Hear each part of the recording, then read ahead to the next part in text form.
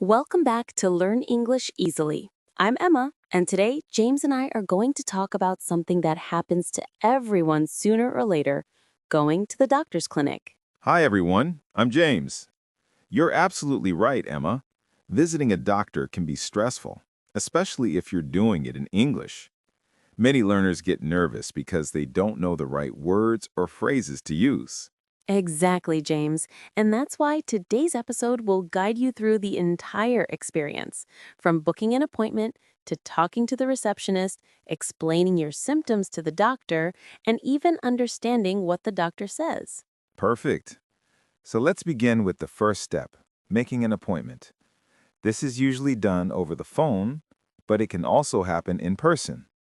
If you call the clinic, you might start by saying, "Hello, this is Emma.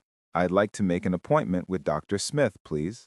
Yes, and the receptionist might ask, "What seems to be the problem?" Or, "What's the reason for your visit?" You can reply simply, "I've been feeling unwell," or, "I need a checkup." That's a good tip, Emma. You don't have to explain everything over the phone. Just give a short reason. The receptionist might then say, "We have an opening tomorrow at 10 a.m. Would that work for you?" And you can answer, "Yes, that's fine." Or, "Could I come in the afternoon instead?" Notice how polite expressions like "please," "thank you," and "could I" make the conversation smoother. Exactly. After booking, the receptionist might say, "Please arrive 10 minutes early to fill out a form." And you can reply, "Sure, thank you very much." Great. So that's the first part. Now let's move to what happens when you arrive at the clinic. When you walk in, you'll usually go to the front desk. The receptionist might say, "Good morning. How can I help you?" You can reply, "Good morning. I have an appointment with Dr. James at 10 a.m." Last, nice name choice, Emma. Couldn't resist.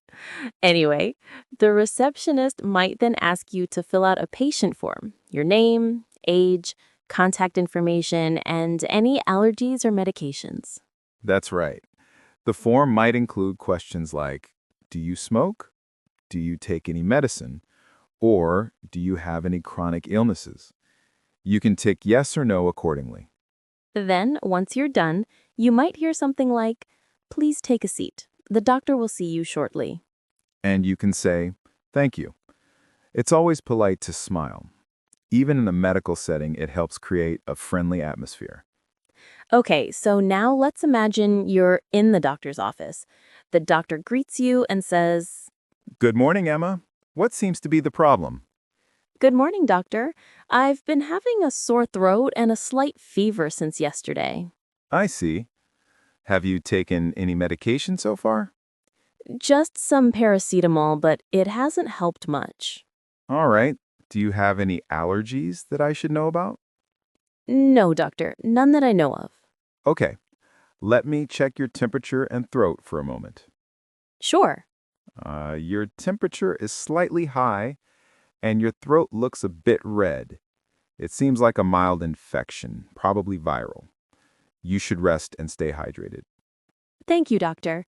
Should I take any medicine for it?" Yes, I'll prescribe you some antibiotics and throat lozenges. Take them as directed and try to drink warm water frequently. Also, avoid ice-cold drinks or spicy food. "Got it, doctor. Thanks for your help." You're welcome, Emma. Get well soon. That's a simple but realistic example. Notice how short and direct the answers are.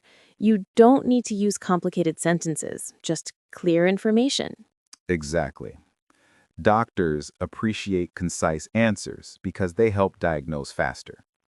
Once the doctor finishes the checkup, they might give a diagnosis and prescription. For example, "It looks like you have a mild infection. I'll prescribe some antibiotics and throat lozenges." You can respond, "Thank you, doctor. How often should I take the medicine?" That's an important question. Yes, the doctor might say, "Take one tablet twice a day after meals," or "Apply this cream to the affected area every night." And if you're unsure, don't hesitate to ask, Could you please repeat that? Or should I take it before or after eating? Exactly. You can even ask, are there any side effects? Or is there anything I should avoid while taking this medicine? Those questions show responsibility and help you stay safe. After the appointment, the doctor might say, if your symptoms don't improve in 3 days, come back for a follow up. You can reply, "Sure, thank you for your time, doctor." Or, "I'll do that. Thanks again." Then you head back to the receptionist to pay the bill or collect your prescription. The receptionist might say, your total is $40, or please take the slip to the pharmacy next door. And you can say, "Thank you. Have a nice day." Small courtesies go a long way. Definitely. Now, James, let's talk about some common vocabulary you'll hear at the doctor's clinic. Sure. Here are some examples. Symptom, a sign of illness, like a fever or cough. Prescription, the note the doctor gives you to buy medicine. Appointment, the scheduled time to see the doctor. Diagnosis, the doctor's opinion about what illness you have. Treatment, the method to make you better. Checkup, a routine visit to see if you're healthy. Nice list. And here are some useful expressions. I don't feel well. I've been feeling tired lately. I think I caught a cold. My stomach hurts. I have a runny nose. I'm having trouble sleeping. Those phrases are excellent for describing how you feel. And if you're at the pharmacy, you might say, "Can I get this medicine, please?" Or, "Do I need a prescription for this?" Exactly. And sometimes the pharmacist might explain how to take the medicine. Take 1 capsule every 8 hours, or shake well before use. Emma, I think a lot of learners also struggle with pronunciation. For example, words like cough, fever, sore, and ache. True. Cough sounds like cough. Fever rhymes with sever, and ache has a silent E. You can say headache, toothache, or stomach ache. Great tip. Another one is prescription is pronounced prescription, not prescription. Nicely explained. So, James, let's do one more mini dialogue that includes vocabulary and polite phrases. Sure. Good afternoon, Emma. What's bothering you today? Good afternoon, doctor. I've been having stomach pain since last night. I see. Did you eat anything unusual? Yes, I had some spicy food yesterday. That might be the cause. Do you feel nauseous? A little bit, yes. Okay. I will prescribe something for your stomach. Take 1 tablet before meals for 3 days. Thank you, doctor. Should I avoid any foods? Yes, avoid oily or spicy food until you feel better. Got it. Thanks again. That's another great example of a polite and effective clinic conversation. Yes, and remember, it's okay to take your time.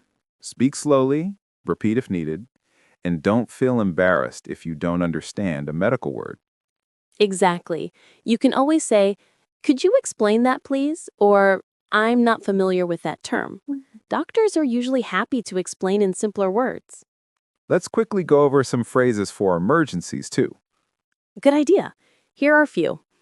I need to see a doctor immediately. I'm having severe chest pain. I think I sprained my ankle. I've been vomiting since morning. Please help. I need a hospital. Those are serious situations, and knowing those sentences could really help. Definitely. Okay, before we wrap up, let's do a short practice session for our listeners. Repeat after us. I'd like to make an appointment with the doctor, please. I've been feeling unwell since yesterday. Do I need a prescription for this medicine? How often should I take this tablet? Thank you, doctor. Have a nice day. Great job! Practicing out loud helps build confidence.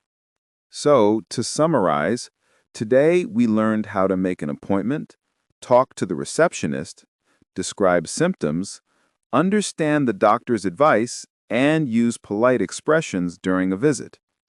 Exactly. And if you keep practicing, you'll never feel nervous at a doctor's clinic again, even in English. That's all for today's episode of Learn English Easily. Thanks for joining us, everyone.